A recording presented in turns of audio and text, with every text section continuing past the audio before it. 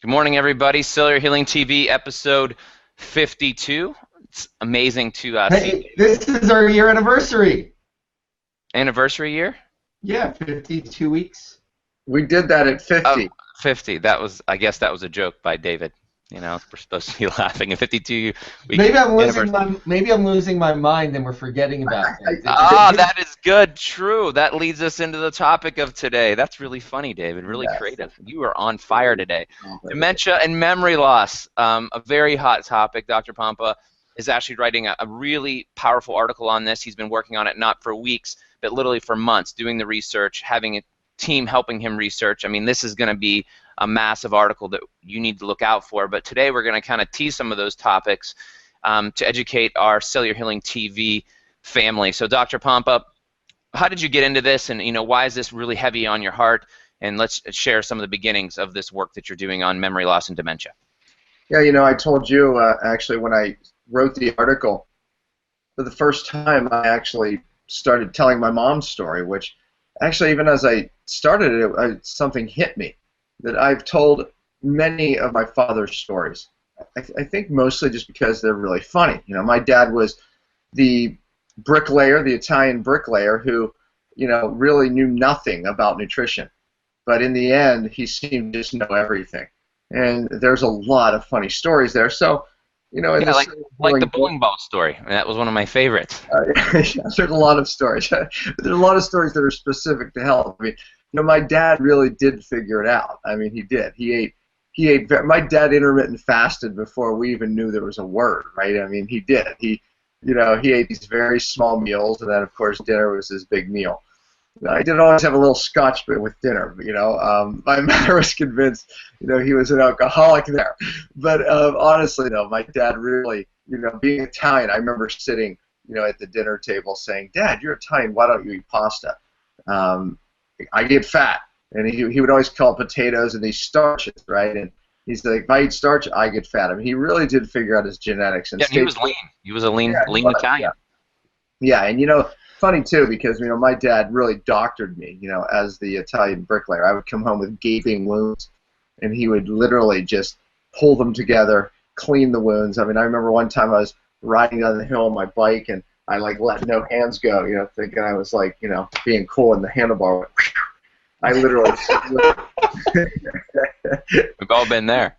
I literally slid, what I thought was 100 yards, but I'm sure it was 20 feet. But even then, I came home, my whole side was opened up. I thought surely I was going to the hospital. And I mean, I'm telling you, it was 2 months that he bandaged those wounds and rebandaged those wounds. I mean, it was so deep.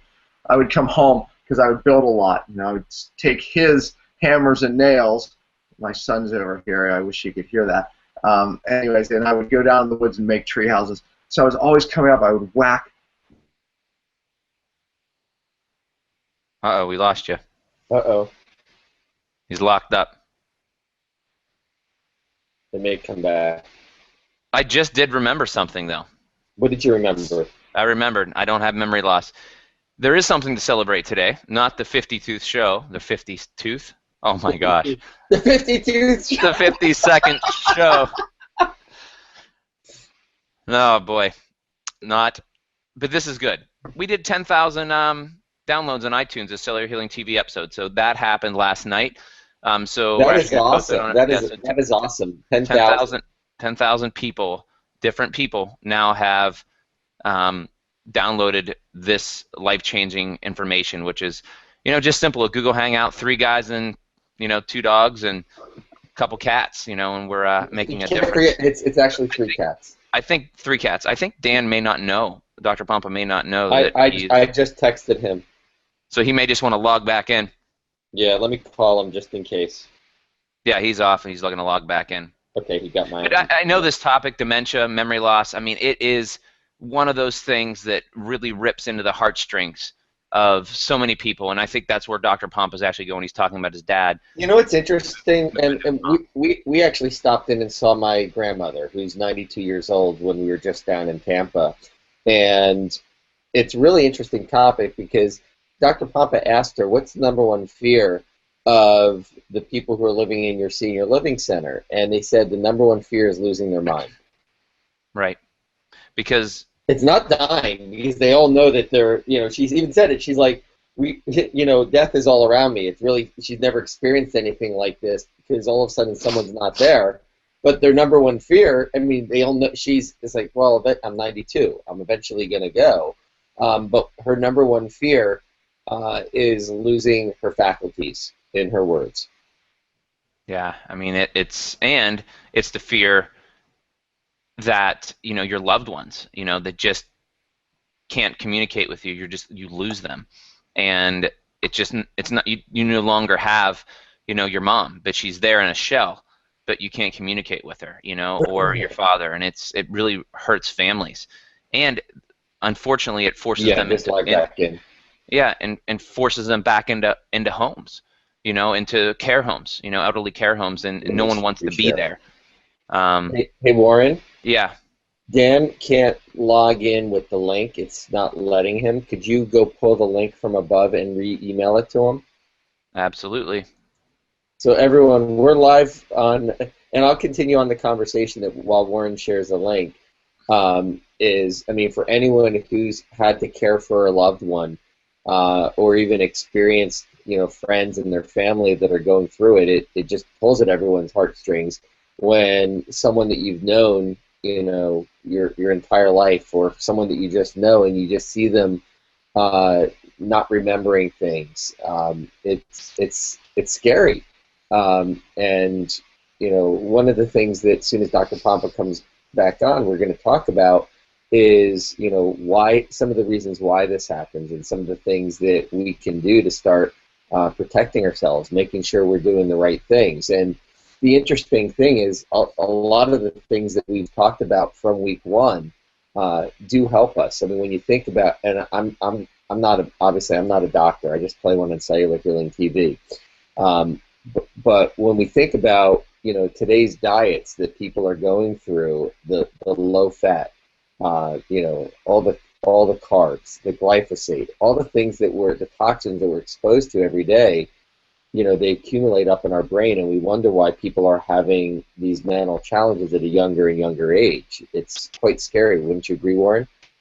Yeah, I mean, it's, you don't get dementia. Dementia didn't exist, 30 years ago. It was very rare that something like that would happen, and usually it's probably from a head trauma or something that happened that way. But, if you look at all the dementia studies, Alzheimer's studies, when this is kind of how Dr. Pompa and I got, one of the reasons we got on the 4-to-1 ratio oil. Everyone was pushing omega-3s, omega-3s, omega-3s.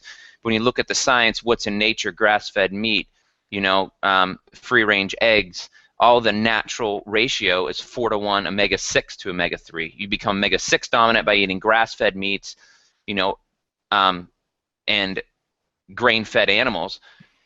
Grain-fed meats give a higher omega-6, like 40-to-1, but really it should be 4-to-1. And then when you did nothing else with a dementia or an Alzheimer's individual, right. you just put them on the back. Because I'll finish my 30-second point is that you put these people doing nothing else, a 4-to-1 ratio oil, and their APGAR scores is how they score people. It's like a sheet, whether how far gone you are as far as Alzheimer's, and you see these scores massively improve, cognitive function, memory, being able to communicate more clearly. So, that's one of the 5 R's, heal the cell membrane, so you're back, Dan. What's wrong? You're back. I think he just locked up again. So here I'm going to call him. I want him to turn off his video. I'll be right back. Continue talking, Warren. Okay. So, some of our initial research on this topic, when we're looking how to get really sick people well, came down to healing the brain, restoring the brain. And then, of course, mercury, another major, one of the causes, R1, of causing memory loss, dementia, because of what it does at the neurological level in the brain.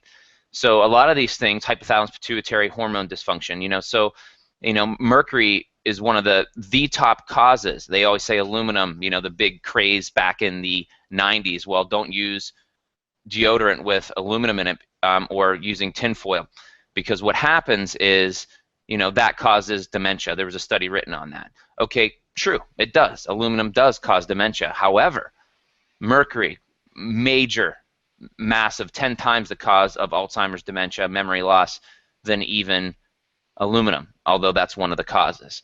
So a lot of that research came out in the early 2000s, late in the 90s and into the 2000s, early 2000s. And so when we were researching online, these are some of the things that we would find.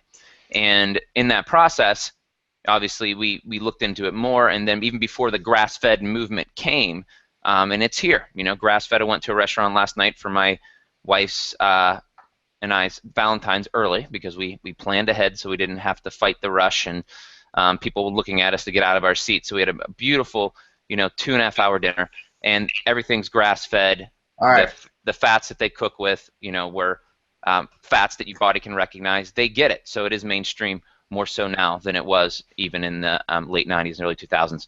So Dr. Pompa, your volume is on. You just don't have video, right? Yeah, let's see if that works. Yeah, praise God. That's good. Praise God, Dr. Pompa. All right. Well, that's Dr. Pompa. Mwari Makanaka from Africa. Praise God. You're back with us. Yep. So, anyways, I don't know where I dropped you there. And you heard some of the conversations. You were actually talking about your grandmother, and when you dropped off, I shared a little story about my grandmother that actually you got to meet this past week. Who's 92. Oh yeah, she was. So you're transitioning into from your dad to your mom. Yeah, exactly. So my dad, all these funny stories, you know, but I really felt bad because I really, you know, having written about my mom, and she really is the one who encouraged me most of my life. You know, so it really shocked me that I never wrote about her, but I think I learned why. You know, I never, it was very emotional watching my mom die over, you know, the 10 years were horrible. And, you know, watching her be in a nursing home, she lost her memory, post-stroke dementia, and it was absolutely horrendous. So I had a lot of guilt over it. When I actually wrote the article in that section, I wept hard. It was very hard to go on. Matter of fact, I stopped writing the article at that point. And it was hard to tell the story. So when you see the article come out, you'll get to see that amazing. It's a story about an amazing woman who, I was going to say raised an amazing kid. No, not quite. Maybe turning into an amazing adult. We'll go with that. That sounds a little safer. I'd say you're an amazing adult. Okay, all right. So we'll go with that. Don't know you and the kid, you know. I know you punched a few when you're younger. Yeah, so. I sure do desire to change lives. That's for sure. But anyways, you know, it is an emotional topic for me because, you know, watching that was just, it was really heart-wrenching. It was really sad. I said in the article, you know, the days I would go in there, she was actually more with it, and it felt like she did recognize me because obviously she didn't recognize people anymore. It would rip me apart. So very, very hard.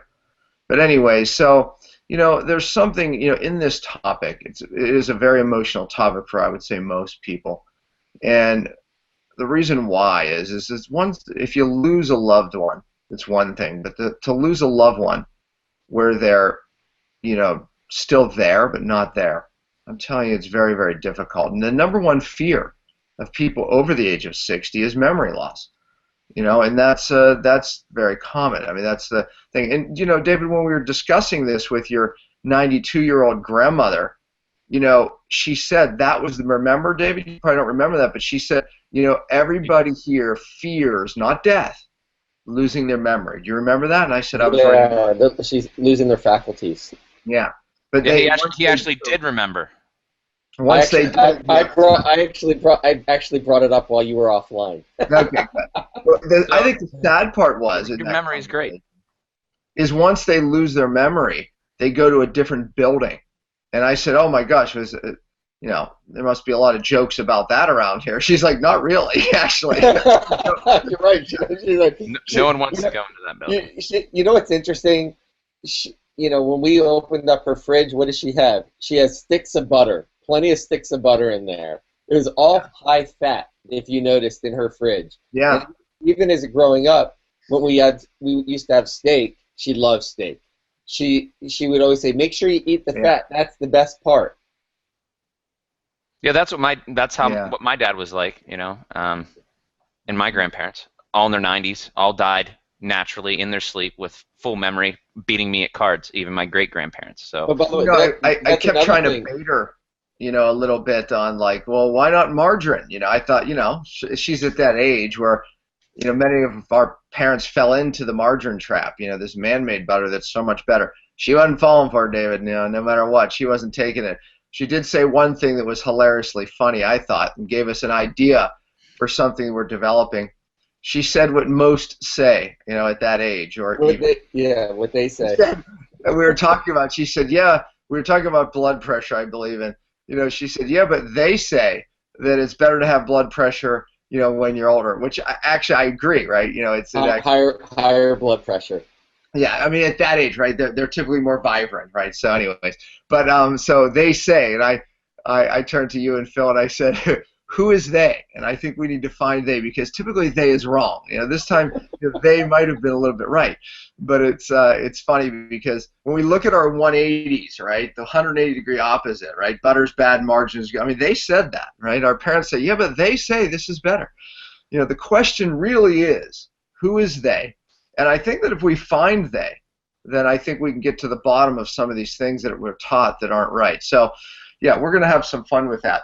But anyways, let me give them some information. Y'all have been listening to us chat and me trying to figure out the internet, which is never good. So before I get cut off again, I want to make some really good points I think will help so many of you listening. You know, oftentimes this starts with brain fog. I mean, people are just like, you know, where's my keys, right? And they're looking for their keys. Unless we, you know, have the ADDers, you know, like Warren and, you know, half of my family, you know, then that's normal. So I don't want to just say losing your keys is not a normal thing. How many times did I lose my keys in the past week? Yeah, you're ADD too. I don't know why I love it. But I got to tell you this. From the time I've been home and I got out of that hotel environment and what we experienced down there, my brain's back.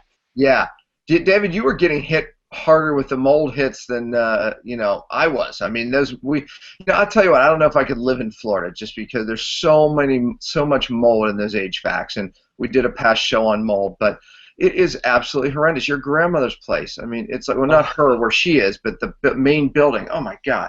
But anyways, another topic for another day. I don't get Warren and I down that road. You won't pull us back at all. Well, with the key thing, I left my keys in Florida, so I got home at the airport, didn't have my keys. Just saying. So, and David lost our van keys 3 times at the hotel. So four times. Okay. So, I mean, So quite well again, and absolutely talking to 2 ADDers here, absolutely not a memory problem. That's a different story. But when we're talking about this, how about when you start, you're going, how do I get home again? Or, you know, you can't negotiate your home, or, you know, recognize when it starts to get worse, you know, obviously you can't remember faces oftentimes. And, you know, things that you would be able to do, you know, add numbers in your head, you can't do. I mean, these are the early stages when, you know, you have some of that cognitive decline.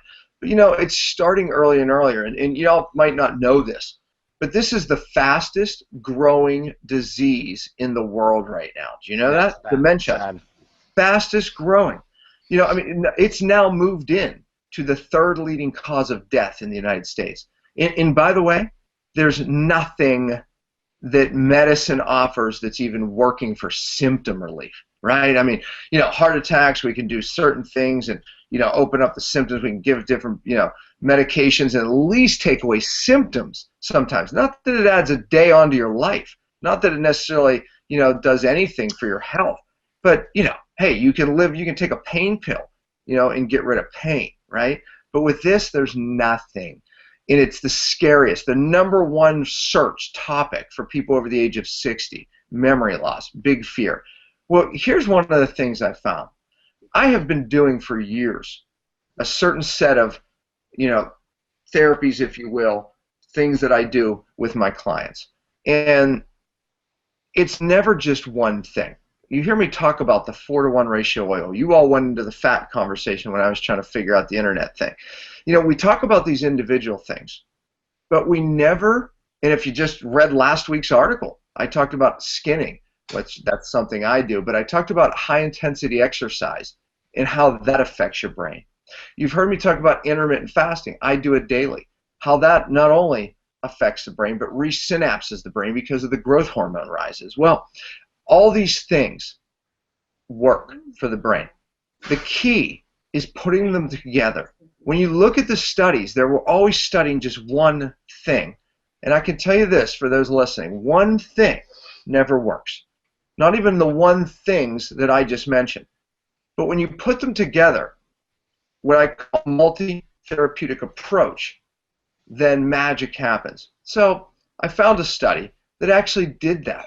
The irony of this study that was sent to me is that it looked at most of the things that are said to actually work, and they made the point that doing one of them isn't the key. The key was doing them all together. Now, they didn't call it a multi-therapeutic approach, but they said, look, when you do all of these things, and that's what we did in the study, the results were spectacular. They took 10 people.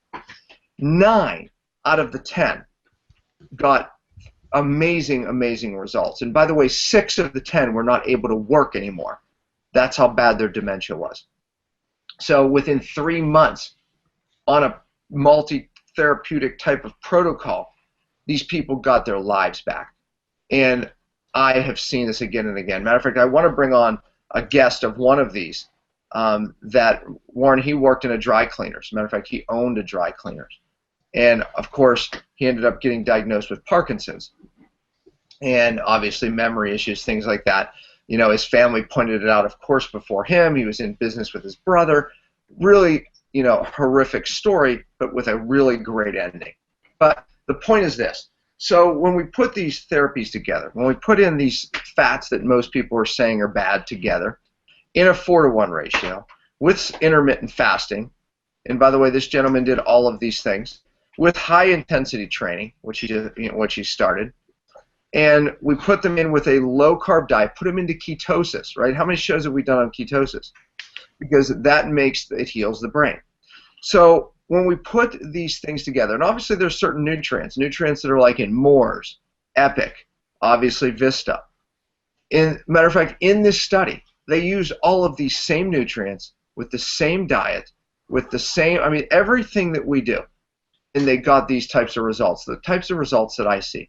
It was kind of fun, I thought, because, you know, it's one thing, you know, what I do, but then seeing someone put this together in a study, I thought it was absolutely amazing. So that's the approach. It works. Now, you know, if we dissected these slower individually, you know, I'll let you all ask me the questions there.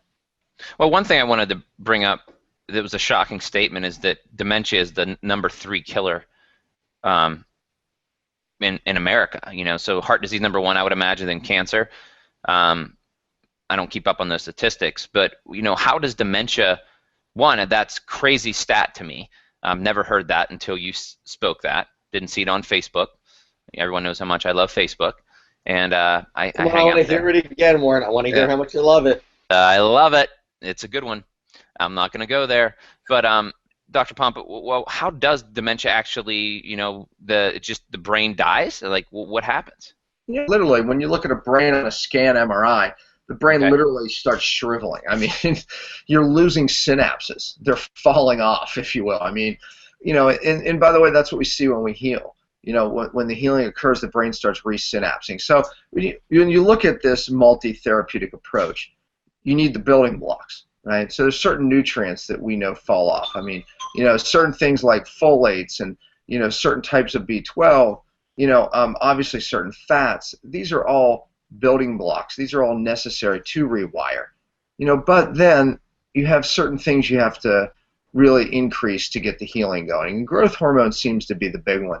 So when we look at high-intensity training, we know that's the one that raises growth hormone. It's not just endurance training, right? It's very specific. Burst training works to rewire the brain. I pointed that out in the article last week.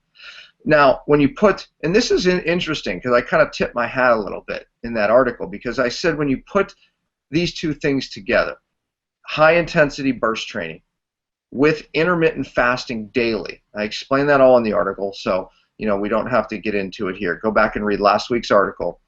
And you put those two things together, the growth hormone spike is extremely high. Now, we talked about it there mostly in the fact that, you know, it really kicks in fat burning. And you can really burn a lot of fat in so many hours after you do this. But what we get is brain healing, resynapsing. And I did mention that in the video that I did. So we get a rewiring of the brain. Now imagine putting in all of these other components to it. Getting to ketosis. I've written a lot of articles about ketosis. I call it advanced cellular healing diet because the brain loves ketones for a couple reasons. They burn clean.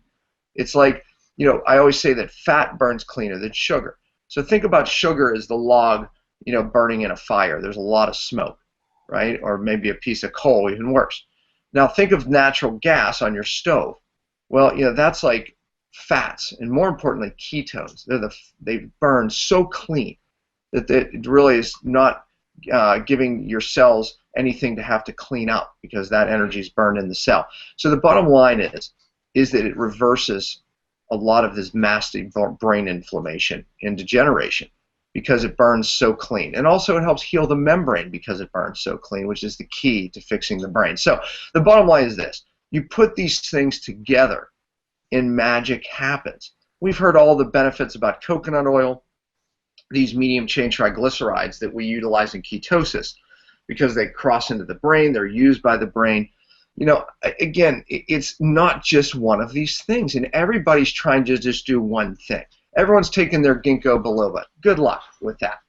But when you put some of these herbs together with the nutrients and the fats and the exercise, that's where the magic happens. You know, so this article is going to be groundbreaking, I think, because it's really backed by studies. But once again, nobody's talking about this, but this is the key. Who's putting it together? Nobody. But it works. Yeah, it's incredible, you know, and again, people just don't know the truth. They don't know the truth, and they need to hear the truth, because there's so many lives that can be transformed. Again, it comes down to, you know, folks not. Oh, is Dan gone? No.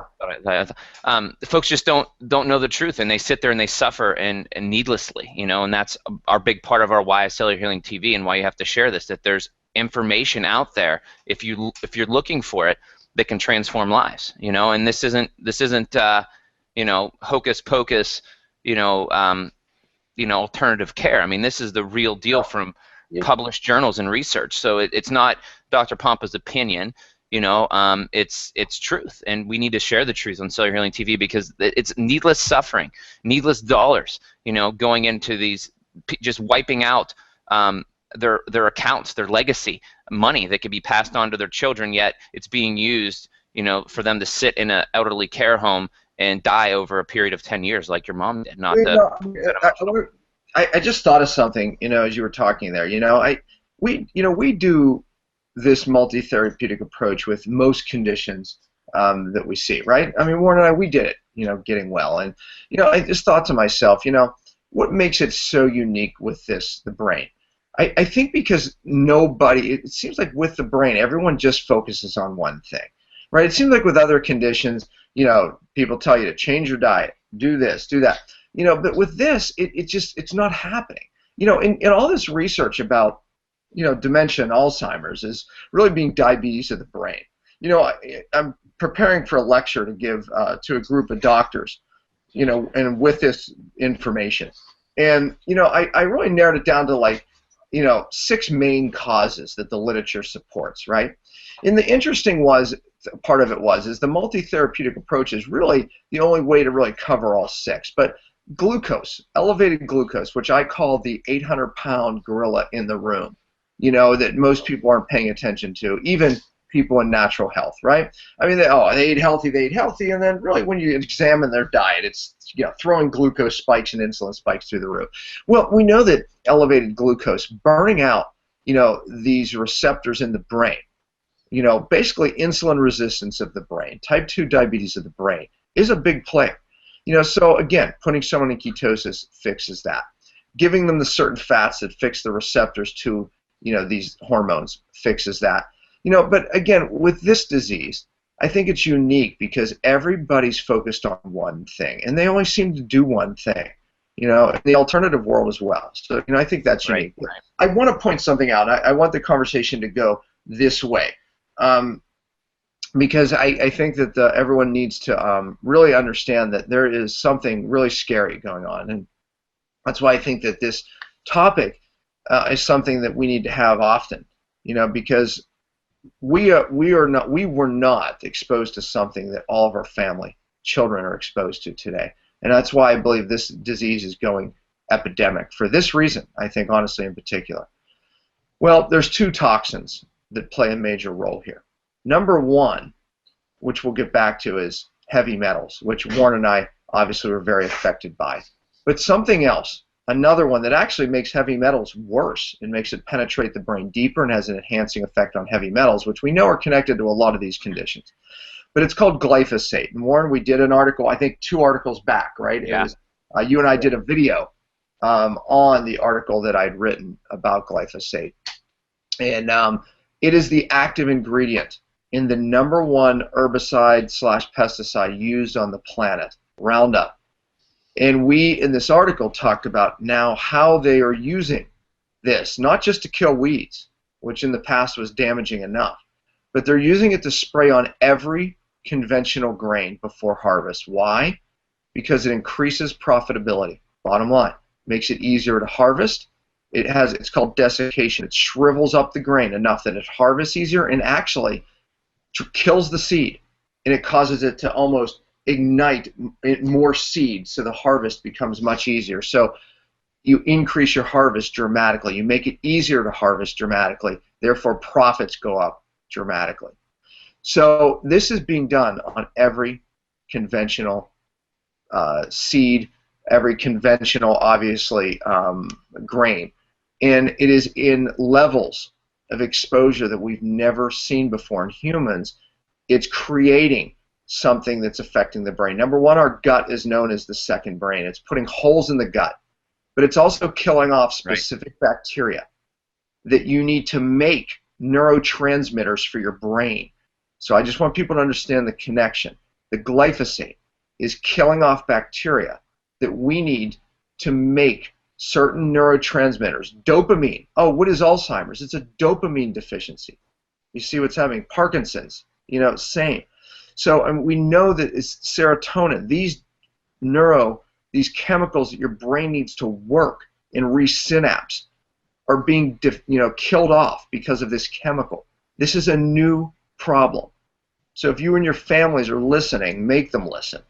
If you're eating conventional grains, you're getting exposed to levels that just becomes impossible for the body to get rid of. It's causing leaky gut, autoimmune, and obviously leading to Parkinson's, dementia, and really any neurodegenerative disease. I believe you'll get the one of your genetic weakness. But this is a trigger. Now, it also, I said, increases the heavy metals. It enhances their nasty effect, aluminum and mercury in studies particularly. So it's a double whammy. And those out there listening, if you have trouble sleeping, glyphosate, what happens is the pineal gland, which sits outside of the blood-brain barrier, is very, very sensitive to it. So now it starts affecting your melatonin, which is also linked to, again, Alzheimer's, etc. And now you don't sleep as well. So you see some of these conditions, or some of these connections here. So this is a big topic. Yeah, man, and it's no wonder why it's a #3 cause of death, in America right now. I mean, the brains are being shriveled, and just like the seed. Yeah, unfortunately. So it does it to the grain, it does it to the seed, it does it. Yeah, and no blame to the farmers. They're being educated, massively by Monsanto and the chemical, companies. And they feel, well, why not? It increases the harvest. There's more food. It's good for them, and I hit my quota, and I get my bonus from the government or however it's driven, especially some of these larger farms. And they're just doing what they're told, and in their hearts, they're doing the exactly right thing. It's safe. They've been told a lie, like margarine, safe. Not so much. That's why we have to share this message. Well, I think we should. Any closing, statement, Dr. Pompa, to leave. Wish we could see you, because I love, your heart and interaction. You can still hear it in your voice, how passionate you are about this. Is there anything you'd want to say to end the show? I think that, if some people Google Dr. Stephanie Senna, you've heard me mention her at the turn of the year.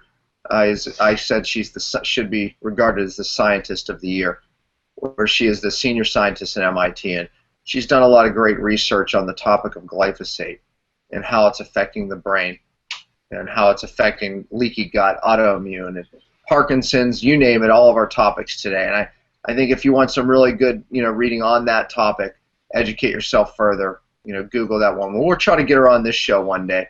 We're going to try to get her at one of our seminars. She's a real crusader, and someone I have a lot of respect for. But this is a really important topic, obviously, and I think that it's a topic, David, remind us to do again, with a different spin. Maybe talk more specifically. If I'm at home, we can lay out the products, right? That's what people want.